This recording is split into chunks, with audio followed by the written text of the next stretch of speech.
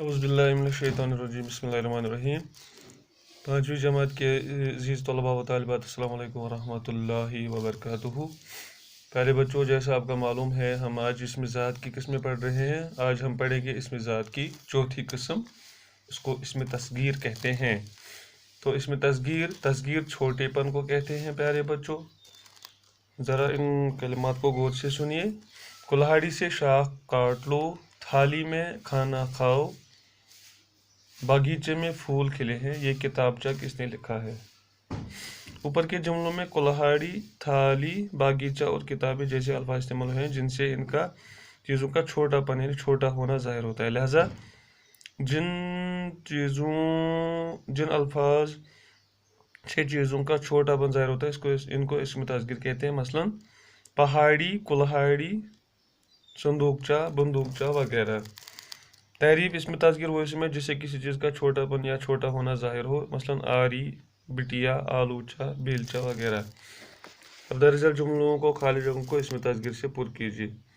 इस बागीचे में किस्म किस्म के फल लगे हैं।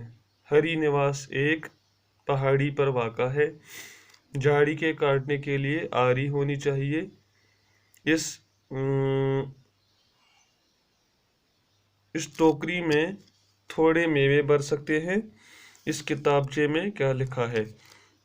झैल में दिए गए ग्रुप अल्फाज से मौजून गैर मौजून अल्फाज को दायरा बंद कीजिए। यानी जो गैर मौजून अल्फाज है, कुल्हाड़ी, पहाड़ी, द्रांति, तो कुल्हाड़ा इसमें यह है। संदूकचा, बंदूकचा, बेलचा, हथौड़ा, इसमें से हथौड़ा है। बागीचा, आरी, बेल, हथौड़ी। बागीचा, आरी, बेल, हथौड़ी, तो इसमें हथौड़ी है। बागीचा, आरी, बेल, हथौड़ी। हवेली, बेटा, कटिया, नाली, तो इसमें से हवेली निकालना है। झैल में दिए गए सवाल के सही जवाब को दायरा बंद कीजिए। इसमें तस्गीर की खास पहचान क्या है? छोटाई का इजहार। बागीचा क्या होता है? छोटा बाग। तस्गीर के क्या माने हैं? छोटाई।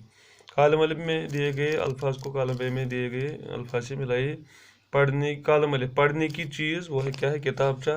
चीरने की चीज़ वो है आरी। मारने की चीज़ वो है छुरी। मारने की चीज़ बंदूक, काटने की चीज़ छुरी। इसमें ज़ात की 5वीं किस्म हम पढ़ेंगे। इसमें मुकब्बर। मुकब्बर के माने बड़ा होना के हैं। आज मैंने हिमालय पहाड़ की सैर की। शिकारी ने बंदूक चलाई। आज बाग में चहल पहल है। देग में चावल पक रहे हैं। ऊपर के जुमलों में पहाड़, बंदूक, बाग और देग जैसे अल्फाज इस्तेमाल हुए हैं जिनसे इन चीज़ों की बड़ाई यानी बड़ा होना मालूम होता है। लिहाजा जिन अल्फाज से किसी चीज़ की बड़ाई या बड़ा होना जाहिर हो इनको इसमें मुकब्बर कहते हैं। मसलन देग, संदूक, छुरा, कुल्हाड़ा वगैरह। तारीफ इसमें मुकब्बर वो इसमें जिससे किसी चीज़ का बड़ापन या बड़ा होना जाहिर करे, मसलन पहाड़, कुल्हाड़ा, आरा वगैरह। मशक़ें। शक्लों को देखकर झैल में दिए हुए जुमलों को खाली जगहों को पुर कीजिए। देग में बहुत से चावल है। आज बाग में मेला लगा है। दुश्मन पर बंदूक से गोली चलाओ। 1.5 रुपयों से ठेला रुपयों से भरा हुआ है। इतने ऊंचे पहाड़ पर चढ़ना मुश्किल है। चिनार को जड़ से काट दो। चिनार को जड़ से काट दो। कालम अलिफ की इबारत को कालम बे की इबारत से मिलाइए। कालम अलिफ इस संदूक में सब कपड़े भर दो। चलो आज हम बाग की सैर को चलें। चिनार को काटना ममनू है। इस बंदूक से गोली चलाओ। दिए गए झैल के अल्फाज की हर लाइन से नामौजून अल्फाज को दायरा बंद कीजिए। बाग, संदूक, देग और छतरी है नामौजून। बंदूक, छाता, किताब, मक्खी, तो इसमें से मक्खी है।